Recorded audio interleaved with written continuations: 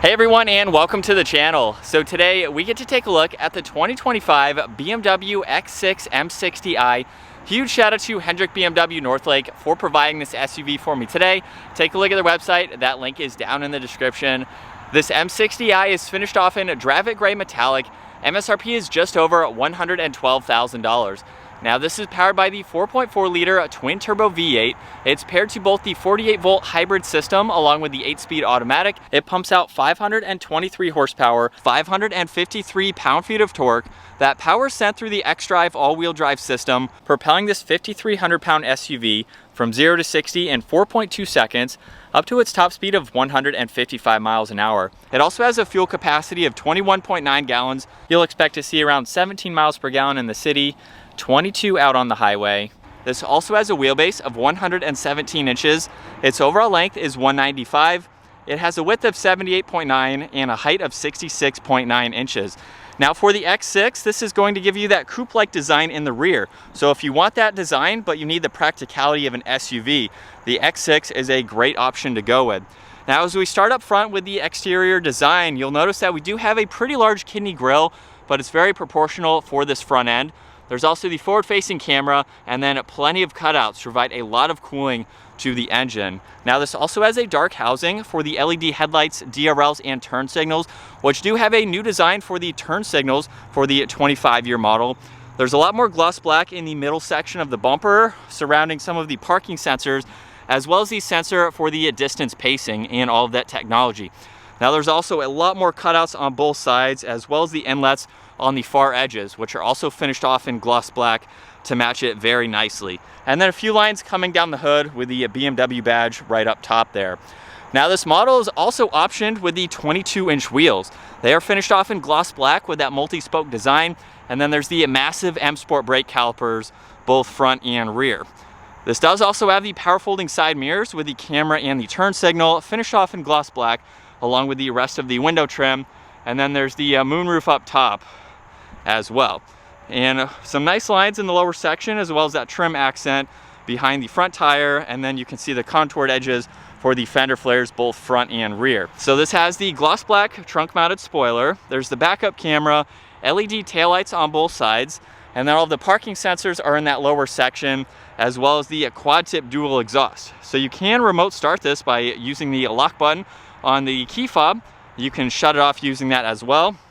And then you can also use the key fob or the button up underneath for the power liftgate to open.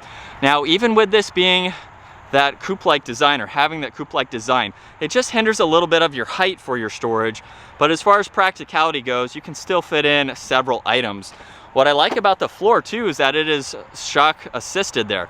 So you can open that up where there's the full-size spare, and then you have a little bit of storage where you could place some items as needed.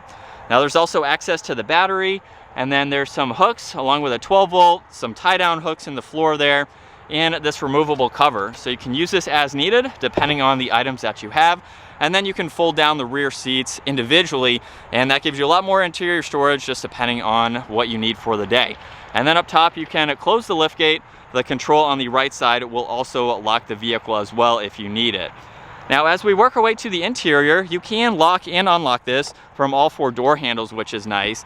And then this particular X6 has the Tartufo leather interior, which is a nice combo. As you can tell, the sunshade is currently up at the moment, so you have those adjustments there. There's also leather up top, Bowers and Wilkins, along with all the brushed aluminum accents. There's wood trim, interior lighting, and then storage in that lower section.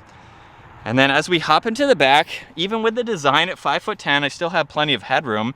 There's also storage pockets. You have air vents in the middle. These are heated seats, and then all the climate adjustments are also laid out well. A little bit of storage underneath that with a 12 volt. And then I have about an inch or so of headroom here. So it doesn't really dip back until after the headrest. If you're a little taller than me, you might be somewhat crammed, but I can fit comfortably here if you have kids or some smaller people. This also has alcantara for the entire headliner. And then right in the middle, there's the armrest, along with a little bit of storage on the back side. You have cup holders on the front section there, and then you can even fold down this middle seat individually if you need to. Now, as far as visibility goes, you have these small windows there on both sides. So for that design in the rear, it still gives you plenty of visibility. You can also attach tablets and charge them from both backrests there. And then working our way to the front, door panel is just like the rear. However, this has the memory seating adjustments. You can also use L2 and the controls on the driver's seat to move that front passenger seat, which is nice. There's the liftgate controls, lock and unlock, all of your window adjustments, side mirror controls, and then the same design and storage in that lower section. M60i is also an illuminating badge. And then we do have the leg support there, which you can adjust for your front passengers. We're greeted with the solid black leather M steering wheel with all the brushed aluminum accents. It's even on the paddle shifters as well. You have cruise control settings on the left side, and then the right side there's volume as well as tuning. You have Bluetooth and voice controls, and then this control is for the gauge cluster there. So let's fire this up and take a listen to this M60i.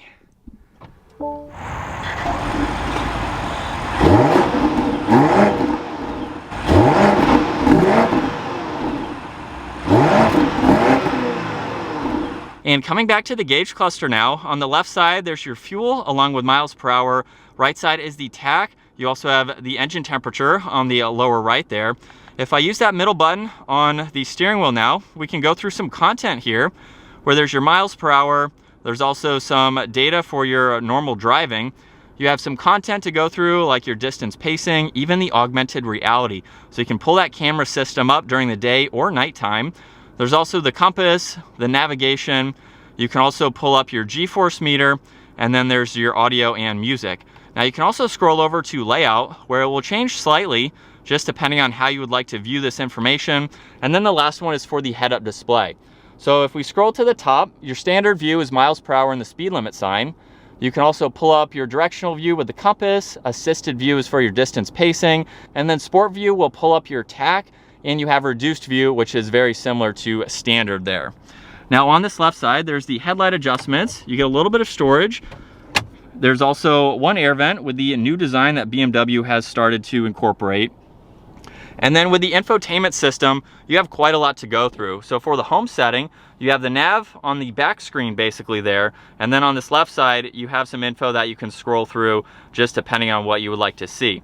Now on the lower section, everything is fixed. So you can quickly get into your phone. You can get into all of these apps, Apple CarPlay, Android Auto. You have your BMW Assistant, even a drive recorder. And you can scroll through all of this info using the dial down below. It's finished off in crystal, and there's shortcuts up top there. So you don't have to use the touchscreen system. If you don't want to, you can push on all these shortcuts as well. Now continuing on the bottom, we can go back to home. There's also all the climate adjustments you can get into, navigation, and then music. And then if you just push on the temperature dials, that will get you into your heated and ventilated seats, as well as the heated steering wheel, and then you have plus and minus for those temperature adjustments. Really nice wood trim just underneath that with the illuminating logo with the M badge over there. There's two air vents in the middle. You have power and volume tuning as well as some defrosters. And then if you open up this tray, there's wireless charging, a little bit of storage with two auxiliaries and two cup holders.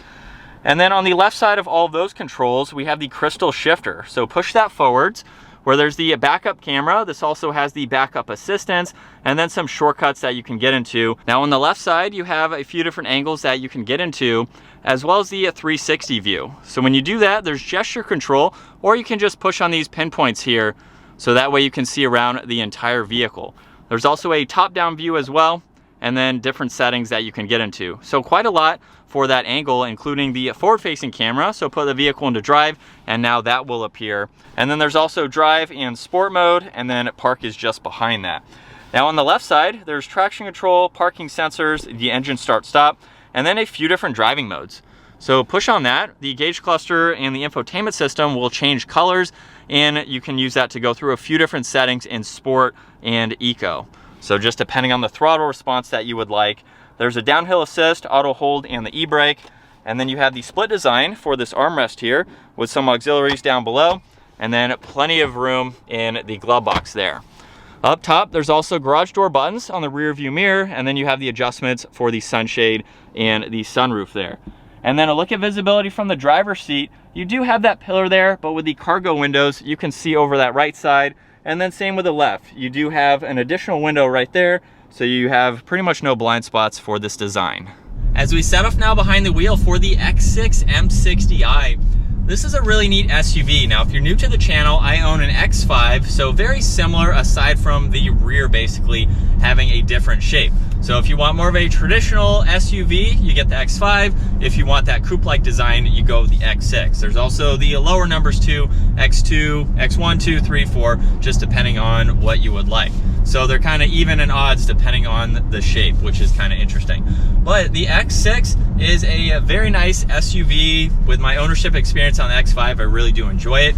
You have a lot of different options, however, to spec this out the way that you would like to. So if you want more power, you can get the M60 here, where you also get some of that exhaust noise, which you can turn on and off with the iconic sounds icon in the infotainment system there. So it's not all that loud, but this is a very nice handling, performance-oriented SUV. So if you want some of that, but you need a little bit more practicality, you might be able to tow with the X6 as well if it has the towing package available. I have that on my X5, so I can tow around 6,500 pounds with that. So if you need an SUV that has performance and some practicalities like that, you have different options that you can go with. Now, as far as driving the X6, feels very similar to my X5. I do have the adaptive suspension for my X5, which this does not have. Being the M60, it's going to have a little bit different of a suspension to give you more of that sporty feel. And it definitely helps around some of these turns, just at a normal rate of speed. There's really no body roll or anything for the speeds that I'm going today. But you do also get some variations in the throttle. You have comfort mode, which is just going to kind of be gradual. It's not going to give you quite as much in the RPM. But if I push on sport mode and I'm on the gas, it's going to downshift up the RPM slightly to give you that increased throttle response. And you also have Sport Plus, which will give you a little bit more depending on what you're doing for the day. And you also have the paddle shifters, which are very responsive. So you can row through these gears and have a ball. It's also very quiet too. It's well refined as a BMW should be. Seating position is also really nice. And then, like I mentioned earlier, with visibility, it's still very easy to see out. I could easily view traffic out of that back window and then a glance over both shoulders. The design doesn't really hinder visibility as much as you would think. From the outside, it looks like it could be poor. It's not quite as good as the X5, but I wouldn't let that deter you from buying it. You can still see plenty around you, even with that exterior shape. So it's still a good blend with having that design and being able to see. And while we still have it in sport mode, second gear, here we go.